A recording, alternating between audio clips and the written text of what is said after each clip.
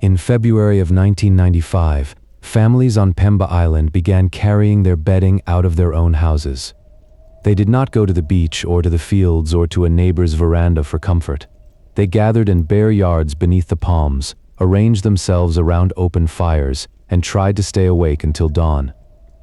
Inside the dark houses, doors were bolted, windows were shut, yet people believed that whatever had come to their island did not need a key and did not need an open road. It found them where they slept.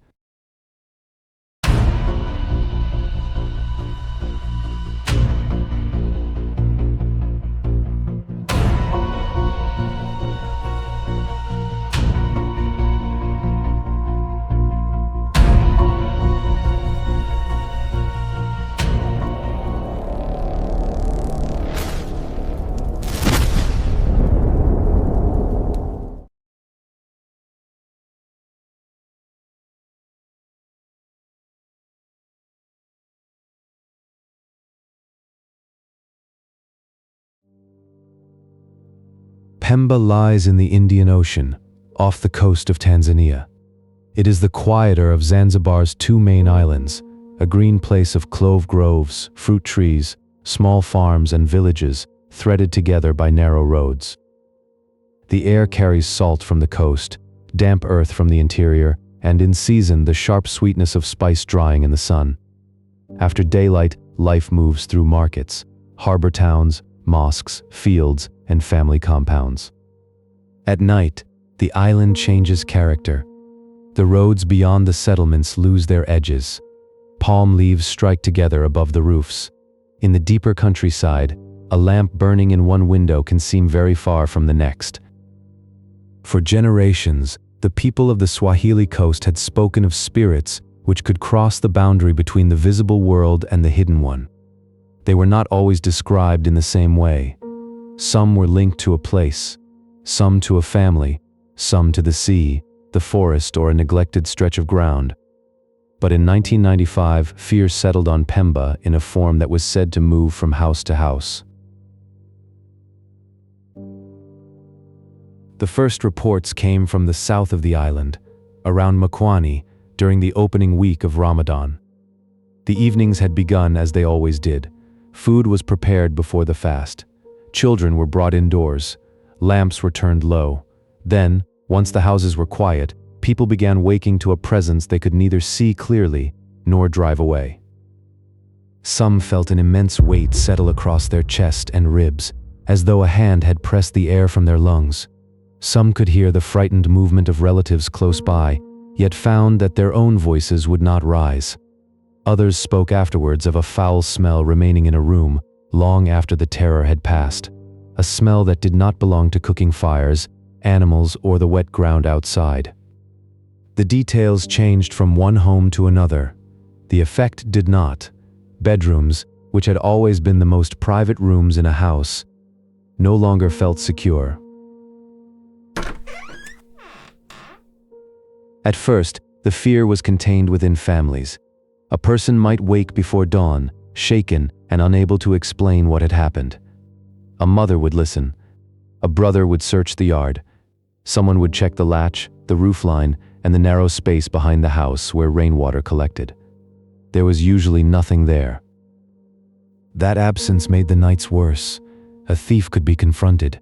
An animal could be chased away. But the thing described in Makwani seemed to leave only its effects behind: a body bruised by pressure, a room sour with an unnatural odor, and a household too frightened to return to sleep. As the reports multiplied, people began to notice a pattern. The presence did not always remain with a single victim. In some homes, one person was troubled on one night, another on the next. The household would wait in silence for the sound of breathing to settle, knowing that sleep was the very moment when the visitor was expected. Before long, keeping watch became a duty shared by everyone old enough to stay awake. The name given to the visitor was Popobawa. In Swahili, the name is commonly understood as batwing, but the people who feared it did not agree on a single body it wore. It was described as a spirit, a shaitani, capable of changing shape and entering a room without announcing itself. For some, it was a darkness against darker walls. For others, it was only a crushing force, a reek in the air, and the certainty that something had entered before they woke. The uncertainty was part of its power. A creature with a fixed face could be watched for. Popobawa could be anywhere that a family had closed its eyes. There was also a warning repeated from compound to compound. A person who had been visited had to speak of it. Silence, people believed, invited the spirit back. So the thing that had begun behind shut doors traveled by daylight. It moved through conversations at water taps, market stalls, prayer gatherings, and the paths between the clove trees. Each retelling made another household listen differently when night came. Soon, the yards of Pemba were lit by fires. Families carried mats and blankets outside. Men and older boys sat in circles beneath the trees, feeding branches into flames that snapped in the wind. Women kept children close, trying to calm them without pretending there was nothing to fear. A door left open behind them led back into a house that had become more frightening than the dark beyond its walls. The fires were small, but they gave people something to do. Someone watched the path. Someone listened to the roof. Someone checked that the children had not drifted into sleep. In the pauses between voices, the island's night sounds seemed newly menacing. A dog barking in the distance, the sudden drop of a fruit, the scrape of palm fronds along corrugated metal. No one could remain alert forever. Near dawn, when exhaustion made the firelight swim, and the first birds began calling from the trees, some families slipped back inside. Others waited for the sky to pale before lifting a single blanket from the ground. Then, at sunset, they did it all again. The fear did not remain in Mkoani. It moved north through Pemba, following the roads, the harbor routes, and the stories people carried with them. In the town of Wete, on the island's western side, the reports took on a sharper edge. Wete faces a sheltered harbor. Its neighborhoods stand among old buildings, narrow lanes, gardens, and stands of banana palm. By day, the town was busy with small errands, school children, bicycles, and the movement of people along the waterfront. But when the alarms began at night, every familiar turn seemed capable of concealing a threat. One report came from Mitiulaya, near the harbor. A household raised the alarm after a night disturbance, and people said a terrible smell had been left inside the house. Neighbors gathered quickly, in a place where everyone recognized the sound of a family calling out after midnight. A shout did not remain private for long. Lanterns appeared. Doors opened. Bare feet struck the road, and through the lanes the pursuit began. The crowd in Mitiulaya believed the thing had fled from the house. People ran through alleyways and past the school, beneath banana palms whose leaves stirred above the roofs. They followed alarm after alarm toward the harbor road and the old sawmill building. In the confusion, a local man was mistaken for the presence they were hunting. By the time the mistake was understood, he had been badly hurt and was taken to Wete Hospital, where he recovered. It was one of the clearest signs of what Popobawa had done to the island without ever showing a stable face. Fear had made ordinary streets unfamiliar. A man known to his neighbors could be seen in the darkness and become, for a terrible few minutes, something else. After that night, the story of the chase traveled as quickly as the story of the spirit itself. It did not reassure anyone. It taught people that even a crowd, even a torch, even the certainty of many witnesses moving together, could fail to reveal what stood before them. On Pemba, the watchfires continued. As Ramadan drew toward its end, the island was exhausted.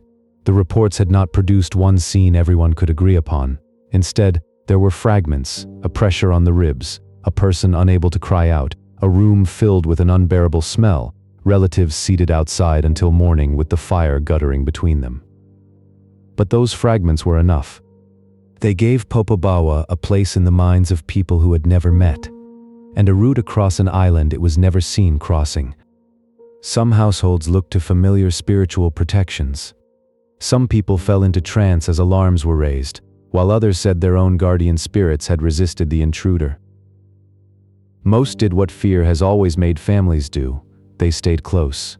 They watched the youngest sleepers.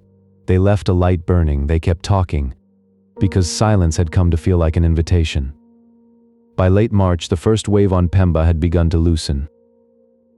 The fires did not vanish from memory when the last embers cooled. They had marked the ground outside dozens of homes, black circles in the dust where people had spent the night because they no longer trusted their rooms. Then the reports reached Zanzibar town. Across the water on Unguja, the larger island of Zanzibar, the fear entered a different landscape. Zanzibar town was no quiet farming settlement. Its lanes were crowded, its houses pressed close together, and its streets were alive with traffic, trade, calls from courtyards, and the sea air drifting over stone walls. Yet a city could be made to feel as exposed as a village once people began listening for the same thing after dark. By the end of March, people were reporting nocturnal visitations there as well. The name that had traveled from Pemba now carried fresh weight. It was no longer only a fear held in island compounds beneath palm trees. It was spoken in streets where neighbors shared walls, in rooms above shops, and around the edges of the city. Crowds formed whenever someone was suspected of being connected to the disturbance. Rumor moved faster than any official message could. A shadow at a doorway, an unfamiliar person on a road, a frightened cry from a house, all had the power to pull people out into the night. The city had brought Popobawa into view. It had also made the danger of seeing it everywhere impossible to ignore. On the 4th of April, hundreds of people gathered outside the hospital mortuary in Zanzibar town. Word had spread that Popobawa was dead. The figure at the center of the crowd was not a winged spirit. It was a human being who had been taken for the terror that had gripped the city. Yet the crowd had come because many believed the danger had finally been caught and destroyed. Outside the mortuary and the police station, people waited for a certainty that the dark nights had never given them. It did not last. That same period brought new reports from neighborhoods where people were still afraid to sleep. In one household, a man later described hearing his wife cry out for something to leave her alone. When he looked outside, he saw a young man crouched beside a bicycle. The figure was gone before anyone could establish what had happened. For the people already primed to fear Popobawa, the sight did not close the story. It opened it again. The name had survived the crowd, the hospital, and the daylight. The panic moved through the city in waves. In early May, children spilled from a primary school after an older woman claimed the spirit had entered the grounds. The white and blue of school uniforms filled the street. Adults gathered. Police arrived. For a time, the ordinary boundary between a school day and a night alarm disappeared beneath the same question that had followed people from Pemba. Where was it now? By then, Popobawa was no longer only associated with the moment before sleep. It had become a presence people expected in any crowded place where fear had already taken hold. Its strength came from its elusiveness. No two reports had to match precisely. A smell, a cry, a shape in poor light, a person who could not speak for a moment. Each could become another sign. Beyond Zanzibar town, reports also reached plantation country north of the city and the northern area around Nungwi. The island's geography seemed to offer no safety. Dense greenery, crowded town streets, quiet compounds, schoolyards and roads near the sea all became part of the same map of dread. By day, people talked about it. By night, they waited.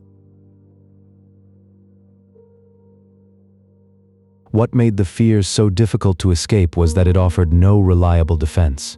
A locked door had failed in Mukoani. Staying indoors had failed. Leaving the house had only replaced a bedroom with a cold yard and a fire that had to be kept alive until morning. Crowds could gather, but a crowd could follow the wrong person. A reported death could be celebrated, only for another alarm to rise the following night.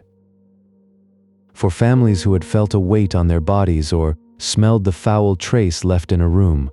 The arguments of daylight carried little force. They had their own evidence, sleeplessness etched into faces, children pulled close at dusk, and the memory of hearing a relative panic behind a wall. Popobawa did not need to be visible to dominate a house. It needed only to make people believe that the dark inside was listening. That is why the warnings kept traveling. A person visited by the spirit was expected to tell others. A family that heard a cry was expected to answer. Every act of speaking was meant to drive the fear away, yet every retelling also gave it another road to travel. Across the islands, silence became impossible.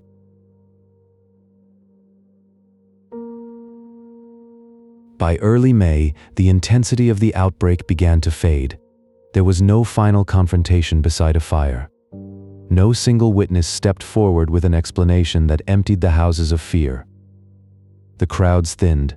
Children returned to school. Roads that had seemed dangerous after sunset became ordinary routes again.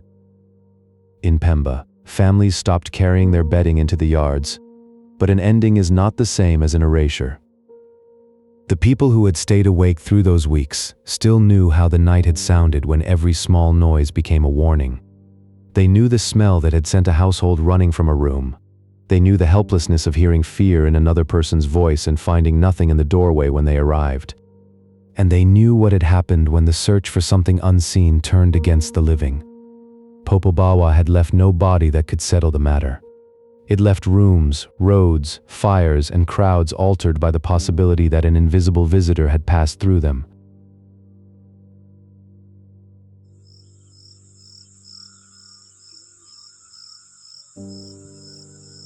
Today, Pemba remains green and humid beneath the Indian Ocean sky. The clove trees still stand in the interior. Boats still move through Weti Harbor. In the evenings, cooking smoke rises above the compounds, and the first lamps appear one by one along the roads. From a distance, it is easy to imagine that the events of 1995 belonged to some brief and distant season of fear. But the power of Popobawa was never limited to a single shape seen by a single witness. It lived in the threshold between waking and sleep, where a familiar room can become strange without changing at all. It lived in a household listening to someone cry out in the dark. It lived in the foul air that seemed to remain after the presence had gone. And perhaps most of all, it lived in the instinct that drew people from their houses and toward the light of a neighbor's fire. There, beneath the palms, they waited together for sunrise. Not because the night had shown them what was coming, but because it had convinced them that something was waiting.